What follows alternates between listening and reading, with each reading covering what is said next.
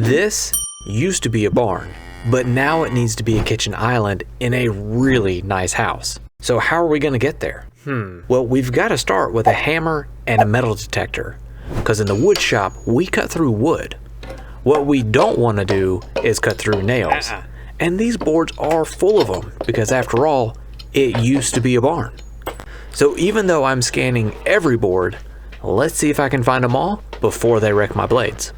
Usually I wait to do any large panel glue ups until the base is made, but since the base for this kitchen island is essentially a couple of short beams with some stringers attached, it shouldn't be too time consuming to knock out. And while making a tabletop or large panel seems pretty straightforward, there are some things you definitely want to do to make sure you get the best results possible.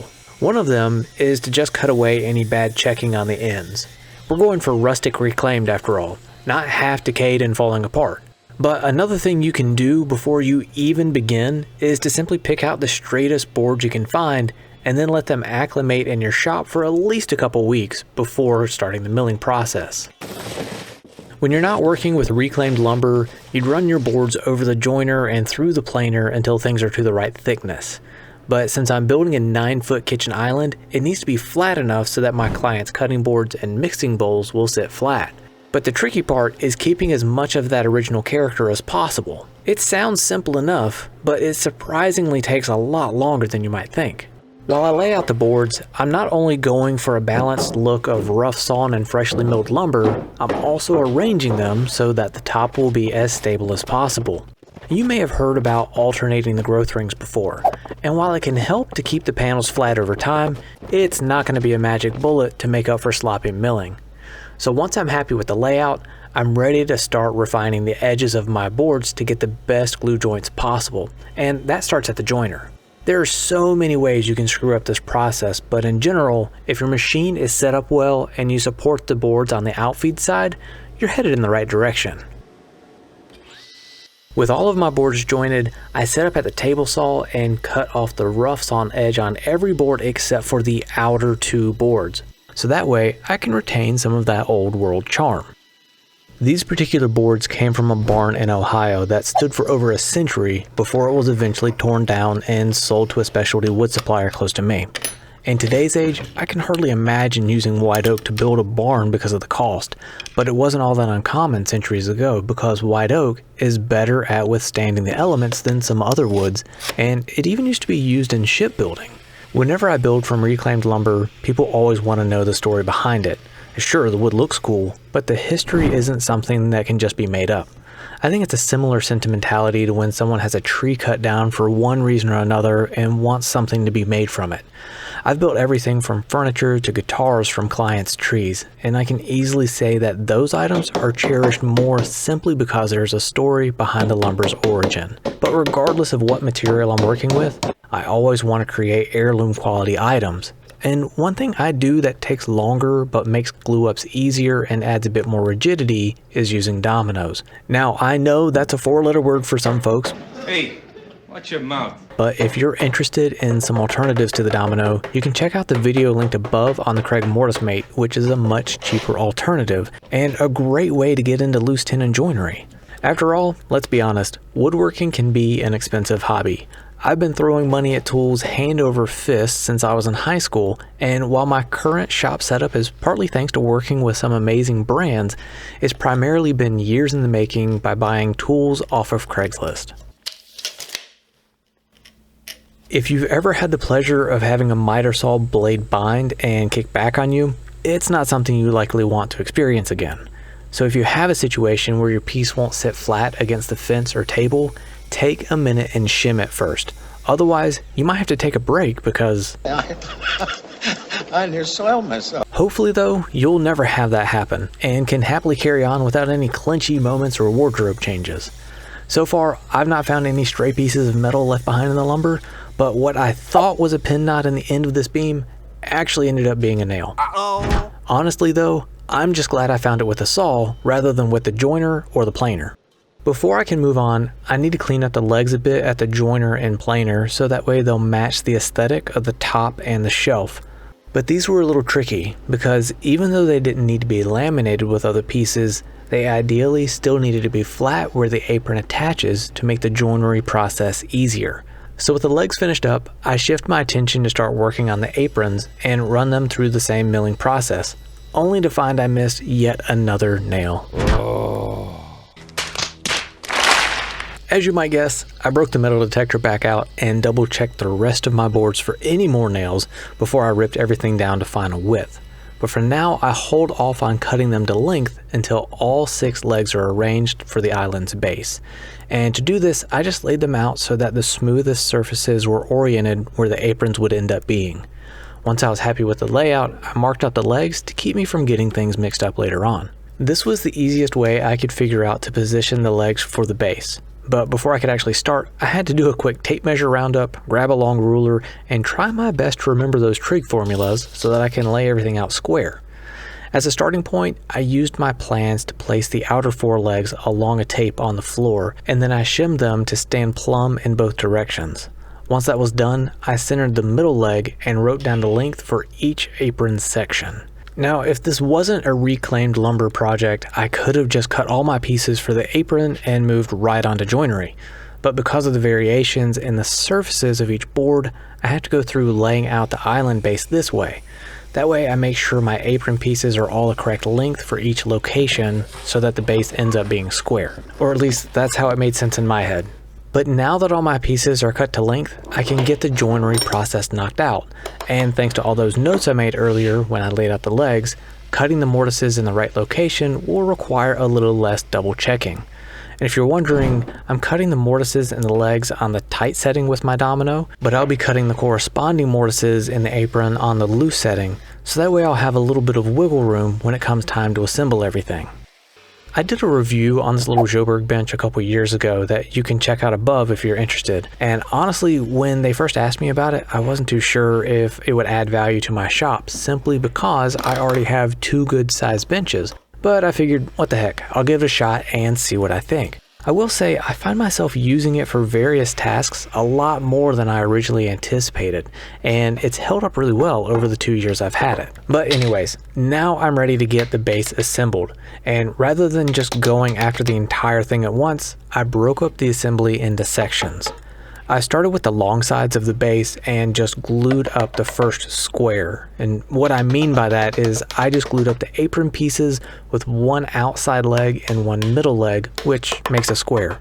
Well, I guess it's a rectangle, but I think you get what I mean. While that section is in clamps, I repeated the process on the other long side. After about 30 minutes, I add the remaining apron pieces and leg to finish each long side of the base. I let the glue cure on each of the long sides for about an hour before taking them out of clamps. While the minimum clamping time is only about 20 minutes, the glue is still far from fully cured, so I need to do my best to not stress the joints too much while I finish assembling everything. Admittedly, this would have been a bit easier with a second person, and I was a bit concerned that the base would break at the middle legs when everything was coming together, but nothing like my own impatience to forge ahead and pray it doesn't fall apart. Now that the base is right side up, I throw some clamps across the sides and adjust any sections of the apron that need to be repositioned. With that done, I shift my focus to figure out the fit for the bottom shelf on this island, and the easiest route I could think of was to template around the legs with some strips of 1/4" Luan and some super glue to hold it all together. However, when it came time to remove the template, it was a bit trickier than I'd originally thought it would be, and I started worrying that just slipping the bottom shelf into place might not be all that easy. So while I do my best not to snap the freshly completed template, I wanted to let you know that I have most of the tools and supplies I used for this project linked in the description, the pinned comment, and the shop tab. Once I have the template on the shelf where I want it to be, I put some clamps along its edge to act as a stop, and this makes repositioning the template faster because while I'm laying things out, I occasionally need to use my sliding T-square to help me transfer the shape of each notch. Now that all the lines from my template are transferred, I'm ready to start cutting the shelf to size, and I make sure to use some clamps to hold the track in place rather than relying on the anti-slip material alone. In all likelihood, it probably wouldn't move, but the extra 10 seconds to make sure it stays put is time well spent in my opinion. So with the ends cleaned up, I grab my jigsaw to cut out the notches. At first, I went with a really fine-tooth blade because I didn't want to have a bunch of tear out to deal with cleaning up later, but this was going way too slow, so I ended up switching to a 10 TPI blade, and while the process wasn't exactly fast, it was quick enough to keep me from questioning all my life's decisions, which at present was primarily just if I'd chosen the right blade for the task at hand.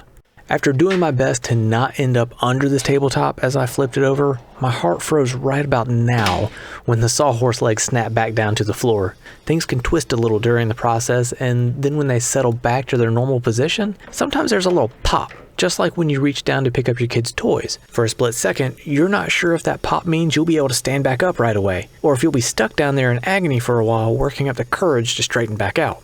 Now that the top is cut to size, there's one last thing I want to do before jumping into everyone's favorite task, and that's to fill any voids or insect holes. Sometimes I'll grab for the epoxy, but since all these holes are pretty small, a little black CA glue is all I need. And as far as that favorite task goes, well, if there's any advice I can give you to get through sanding as quickly as possible, it's to have a friend.